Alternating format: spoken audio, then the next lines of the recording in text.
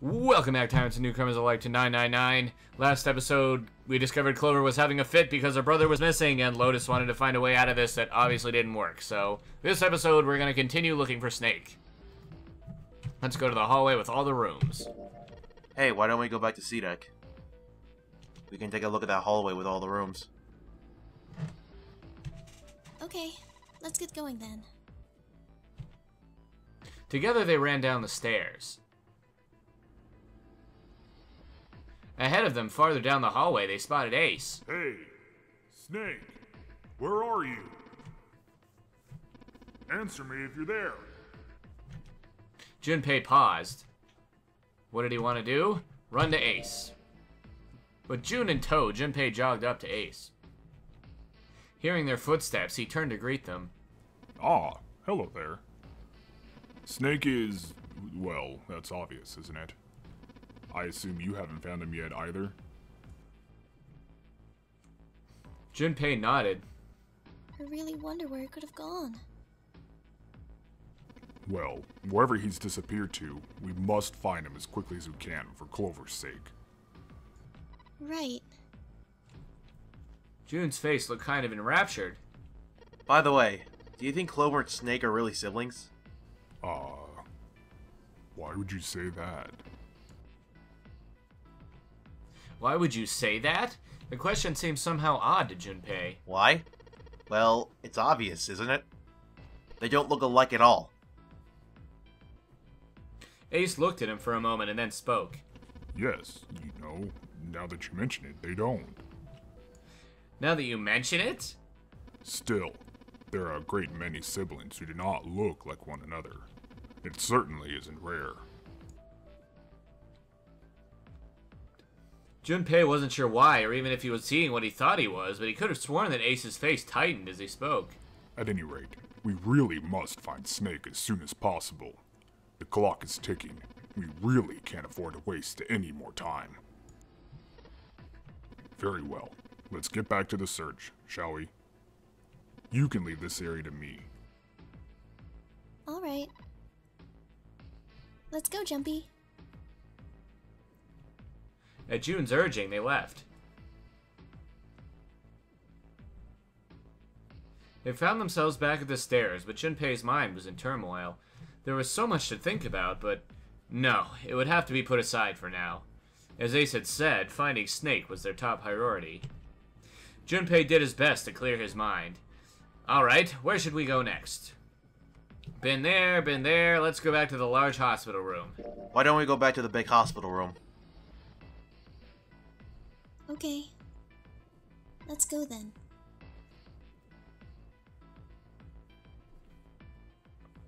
They turned and headed back towards the large hospital room.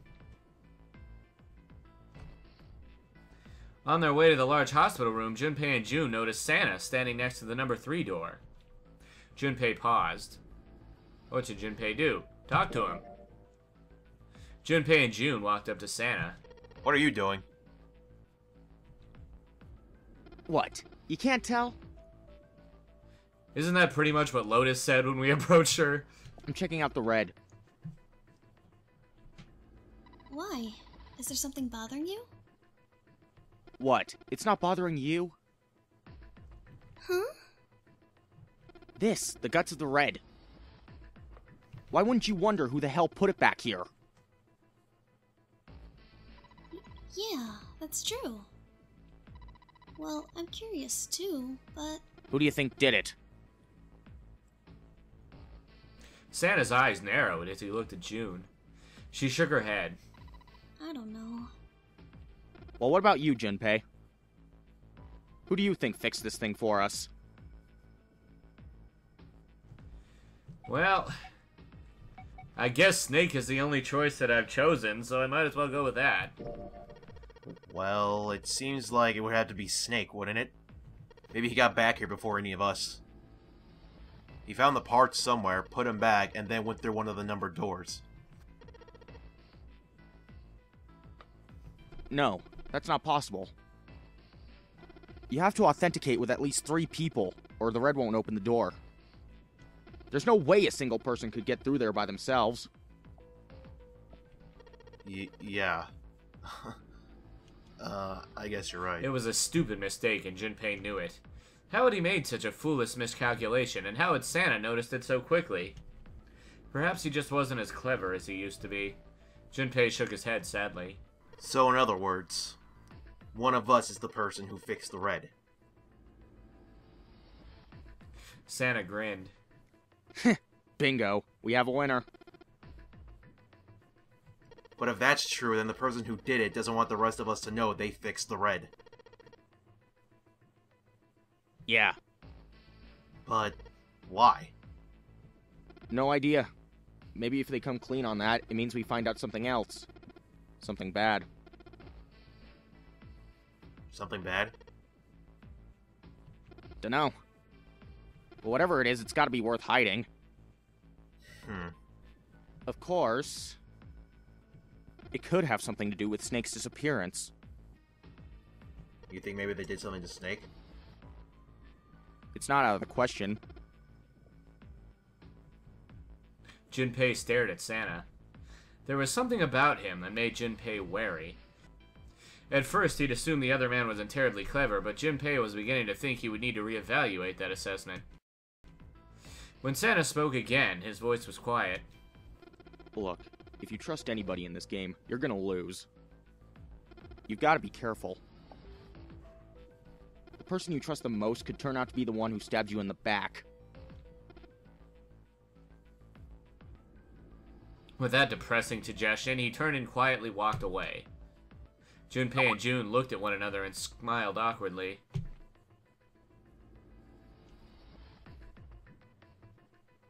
Where would they go next? We will finish searching. They looked everywhere they could think of, but Snake was nowhere to be found.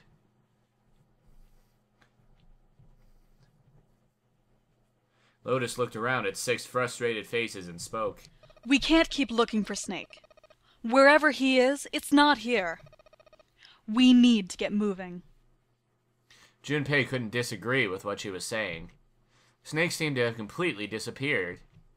There was no point to wasting any more time. The others seemed to be having similar thoughts, but they stayed silent.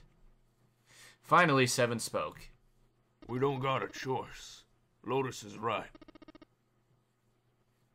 We're not gonna find Snake. There's a problem, though. We gotta figure out who's gonna go through which door. Yes. I have a proposal. She walked back and forth across the floor, her heels clicking against the wood. Finally, she stopped. Why don't we decide on one person to sacrifice? Sacrifice? Well, perhaps that's a bit of a harsh word. But yes. You've all figured it out by now, haven't you? We can't all make it through those doors. If we split into 2 teams of 4 and 3 people respectively, then 3 people will be left behind.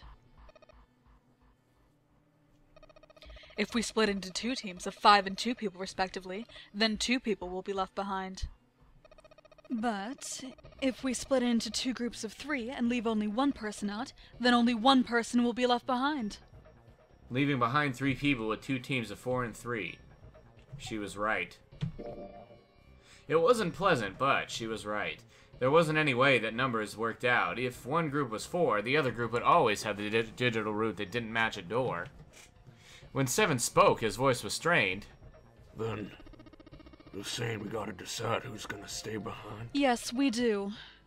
Given the circumstances, it's logically and morally our best solution. If the other 6 are to survive, then 1 person must sacrifice themselves. No, that's too cruel. What's so cruel about it? To just sacrifice someone like that. Then what's your plan? Maybe we should sacrifice 2 people instead of just 1. That's not what I meant. We shouldn't have to sacrifice anyone. I told you that's impossible. Wake up. Whoa, calm down, you 2. Santa stepped between Lotus and June. Look, what Lotus is trying to say is that you should aim to bring the greatest amount of happiness to the greatest amount of people, right?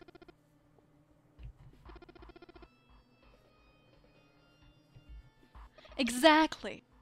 That's how democracy works, and for that reason, I think the only fair way to decide who will get left behind is through a vote. What do you think? No, that's terrible. I'm not asking you. Shut up! What about you, Santa? Me? Well, I agree, I guess. All right. That's 1 vote for.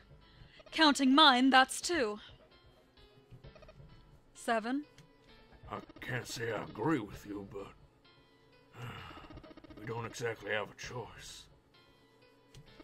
If we don't do something, we're all gonna die. Glad to see you get it. If I can get 1 more vote, then it's decided. What about you, Clover? Clover had moved away from the group and was sitting on one of the beds. Her whole body drooped. Junpei didn't know if she'd even heard Lotus's proposal. Lotus walked over to Clover and gently laid a hand on her shoulder. Your brother has to be behind one of the numbered doors. We searched everywhere, but we didn't find him. Doesn't that mean he has to have gone through one of them somehow? Clover slowly lifted her face. Let's go look for him together, okay? If we sacrifice 1 person, then we can go look for him. You agree with me, right? Clover nodded once. The motion carries. Lotus spun around and walked towards Junpei. Now let's start a vote, too. That won't be necessary.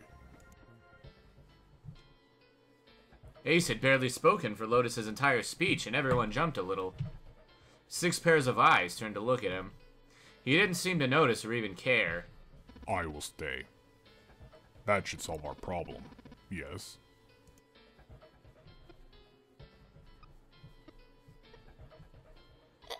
Ace, what are you saying? No, you can't do that. That won't solve anything. June's voice shook, and she looked around desperately for someone to agree with her. Ace simply looked at her. June, I'm afraid you may have misunderstood me. I said I would stay, but I never said I would sacrifice myself. Huh? I trust you, each and every one of you. I believe you'll come back for me. Whoa, whoa, whoa. There's optimistic and then there's just nuts. Those doors only go one way. You go in, you don't come out. If we go through them... You won't be able to return, correct? Yeah.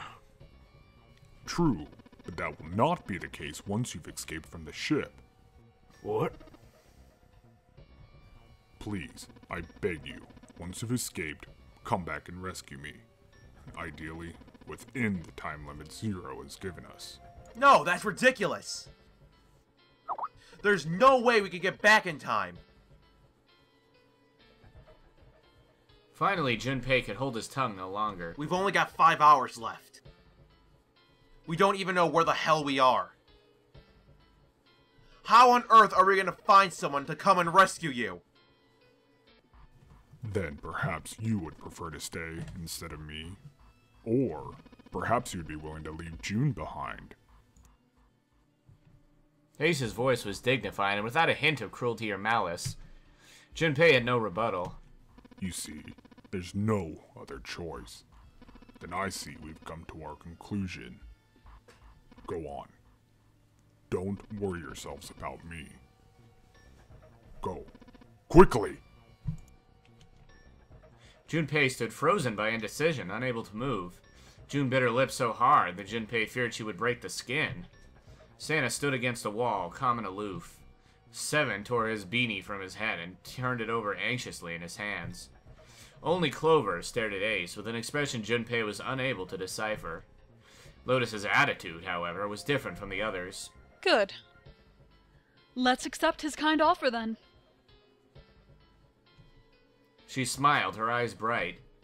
Ace answered with a smile of his own. Good. I think this is the best for me. Perhaps I'll be able to take a nap.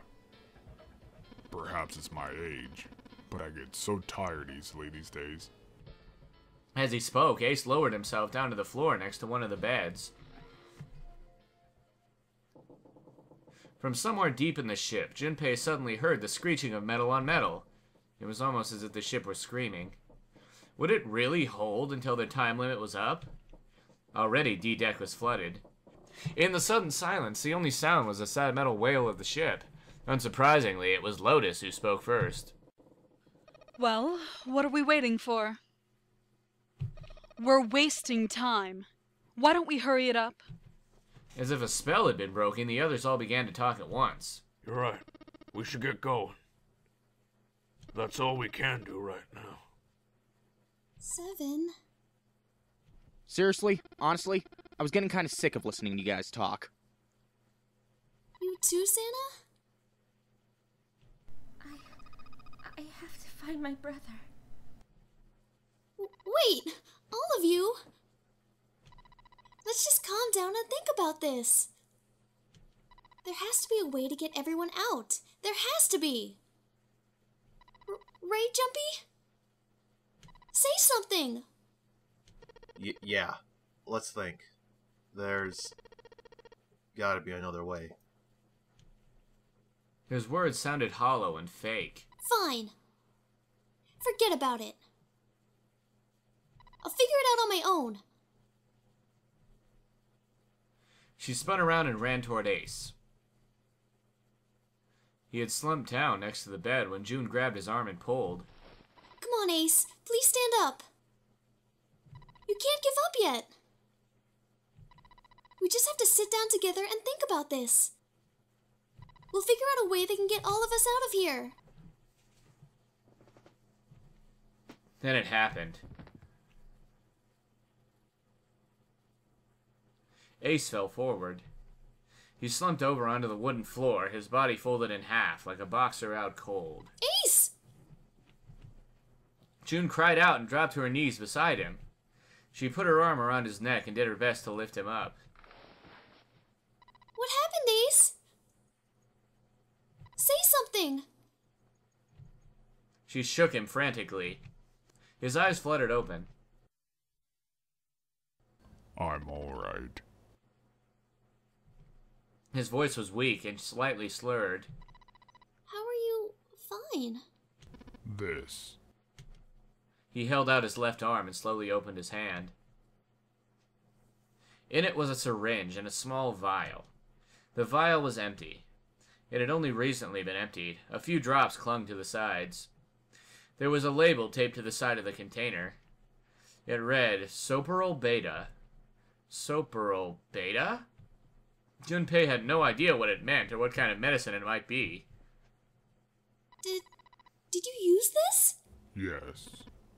It's just anesthetic. I'll be fine. Anesthetic? I found it earlier while we were searching the hospital rooms. I thought it might be useful later. I didn't think I'd be using it on myself. Why did you do this? Didn't I tell you? I'd like to take a nap. I really am very tired. Junpei knew that wasn't why he'd done it. Ace had injected himself with anesthetic to forestall Junpei and June's attempts to bring him along. If he couldn't move, there was nothing they could do. He'd injected himself so that they would be forced to leave him behind. Ace? Is there something you want to say? I'd just like to sleep a little. Could you keep it down? No! Don't, Ace! Don't fall asleep! You feel warm, so comfortable. I think I'll have a nice dream. Ace's eyelids drooped further and further, almost as though he were dying. Ace! Ace! She shook his shoulder again and again, but this time he didn't respond. Only the gentle rising and falling of his chest told them he was alive. Junpei was relieved to see he was, in fact, still breathing. He lifted Ace up off the floor and laid him on the bed he'd been leaning against. When Junpei turned around, Lotus gave him a look of pity. Well, we really don't have a choice now. We can't let a sacrifice go to waste, right? She wasn't feeling any remorse. Junpei was sure of that. Still, he held no grounds upon which to oppose her. It felt wrong, but he had to agree. Then suddenly, Santa spoke. Yeah, but we're not done choosing yet, are we? Huh? What do you mean? Well, we haven't decided yet who's going in what door. Yes. Yes, that's true. Well, enough of this screwing around. Let's decide. You first, Lotus. Which door do you want? I want door number 8. It's the same as my bracelet number. Got it. You're 8. You're next, 7. Which one do you want? I'll take 7. I can't get along with that old lady. What? What did you just say? Her face distorted by rage, Lotus took a step toward 7. He threw up his hands and made a face like a child caught with his hand in the cookie jar. Ugh! You're going to get it next time.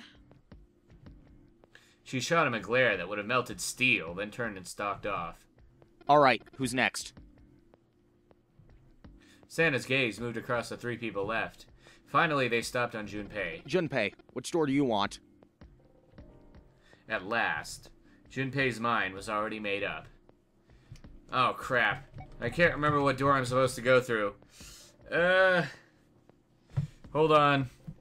Give me 1 second while I remember. Okay, after researching and remembering, I'm glad that I remembered it correctly. We need to go to door 8. I think I'm gonna go with door 8. Okay, 8 it is. Yeah. Alright, that means June's gotta go through 7. What? Why? What? Santa grimaced and muttered angrily to himself, but finally began to explain. If the 6 of us are gonna keep going without leaving anyone behind, there are only 3 ways we can do it. Plan A. Go through door 7 with 3, 5, and 8, and go through door 8 with 4, 6, and 7. Plan B. Go through door 7 with 4, 5, and 7, and go through door 8 with 3, 6, and 8. Plan C. Go through door 7 with 3, 6, and 7, and go through door 8 with 4, 5, and 8. And that's it. Those are our only options. In other words, 3 and 4 and 7 and 8 can never go through the same doors. You get it now? As Santa finished, June looked over at Junpei, tears welling up at the corner of her eyes. Oh no. You're saying we aren't going to see each other again for a long time. Junpei felt just as June did. He wanted to be at her side through whatever trials they were preparing to face. But he knew if they were to survive, he had to swallow his feelings. In order for the 6 of them to move forward, he and June had to be separated. He looked at June. He was scared to lose her, but he swallowed, steeled his resolve, and did his best to smile. Hey, come on. You're making it sound like we're never gonna see each other again. We gotta split up, but only for a while. This is just like when we went into the 4 and 5 doors, remember? We got split up then too, but we all met back up. I'll bet 7 and 8 are just like that. You mean they're connected somewhere? Yeah. Probably. Probably. She didn't sound very hopeful. It was 7 that interjected. I'm sure they're gonna connect somewhere. Why? What makes you think so? If they don't connect, neither team can get through door 9. In other words, the game would end right here. Zero's been on top of his shit so far. I don't think he'd blow it now. I'm damn sure that son of a bitch wants to have his fun as long as possible. He's not gonna end this game until we get through the 9 door.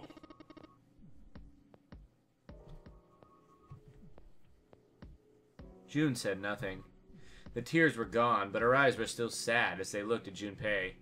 He met them, and with what reassurance he could manage, laid his hand gently on her shoulder. Everything's gonna be fine. We're gonna see each other again. I promise. June bit her lip and gave him an almost imperceptible nod. Yes.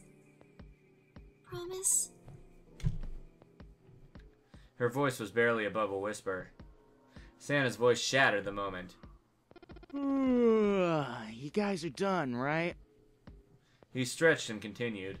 Anyway, that's pretty much it. Clover and I will both go into separate groups. I figure I'll take 7 and Clover will take 8. Any problem with that, Clover? Clover looked away and was silent for a moment. Whatever. It was more of a dismissal than an agreement, but Santa didn't seem to care. Alright, we're ready to go then. Let's move! At Santa's command, the group split and headed for their respective doors. Santa, 7, and June walked towards door 7, while Clover, Lotus, and Junpei headed for door 8. For a long moment, they stood in front of the door. Then, Lotus laid her hand against her chest and turned to Junpei and Clover. Are you ready? Yeah. Yes.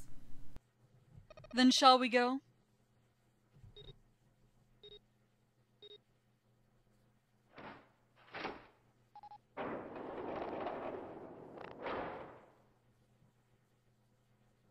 The door had opened.